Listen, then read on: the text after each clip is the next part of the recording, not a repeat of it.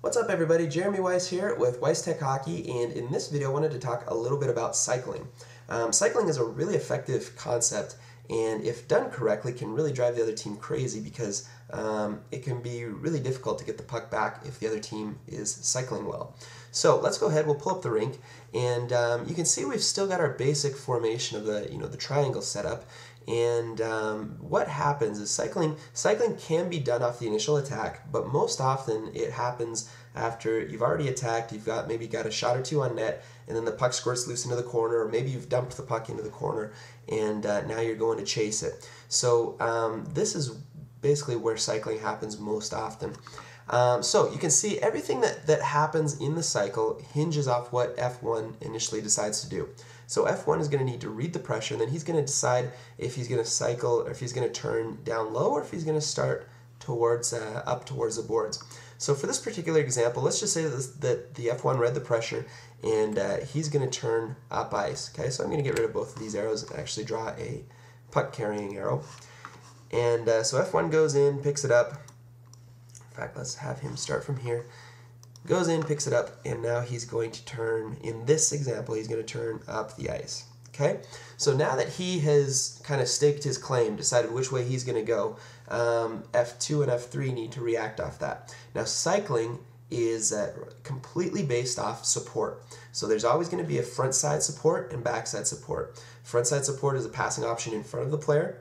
Backside support is a passing option behind the player. So what's going to happen? F3 and F2 need to move into support positions. F3 is going to open up, cut across the top of the seam for what? For a front side option, right? And F2 is going to drop in behind the net for a backside option. Okay, so he's going to need to come up and be in position to support for that cycle. Now, I usually like to designate that the backside support player is the one that calls for the cycle. So F2 in this case would be the one yelling cycle, cycle, and then that's when F1 will cycle back. Always cycle back towards the boards, because the whole purpose of a cycle is there's a player on your inside shoulder, which means that if you cycle back towards the inside, it's going to be giving it right to the opposing team. So cycle back, then what happens? F3 reads that the cycle has taken place. Okay, so at first he's a passing option, then he realizes he doesn't get the pass and that F2 has left his post. So what's F3 going to do? F3 is going to drive to the far post. Okay, this is after the cycle happens. F1, seeing as how he just cycled it, now he becomes the front side option for F2. So he's going to come up, cut across the top of the circle, basically exploiting the seam for a possible give and go there, and this is going to get really ugly with all our arrows here, but F2 is going to come in, pick it up, and now from here, usually it only ends up needing to have maybe 1 or 2 cycles before you've gotten the other team pulled far enough out of position that something opens up and you can attack. So from here the F2 may go for a possibly a little give and go there. So cycle to a give and go out to the slot, and then you've already got the, I guess it's F3 now on the strong side post, or sorry, far side post, ready for a rebound or ready for a possible pass there. Or if it needs to happen again, then the process can just repeat itself. F3, who was on the post, can drop in behind the net to provide backside support, as F2, who picks up the cycle, is coming up the boards and ready to cycle it down. And then F1 is driving to the net to fill that strong side post.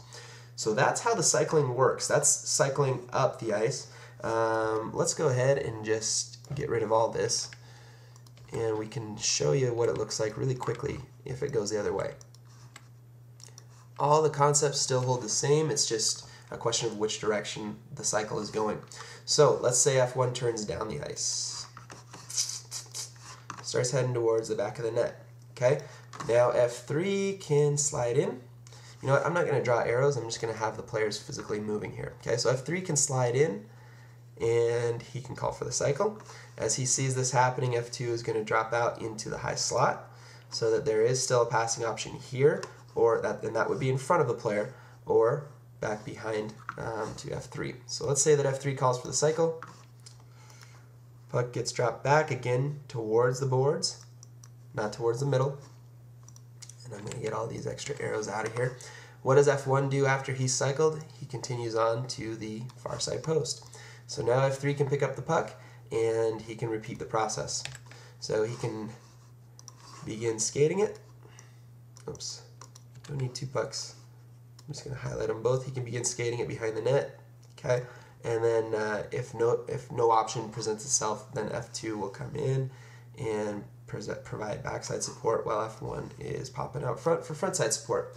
So you can see we still maintain the triangle. The concepts are still the same, and this is where I'm saying let concepts, timing, and support govern your offensive zone play, because the positions are very dynamic. They're very fluid. Players aren't locked into certain positions. It's all based on where the puck is, where the pressure is, and whether or not we have front side and backside support.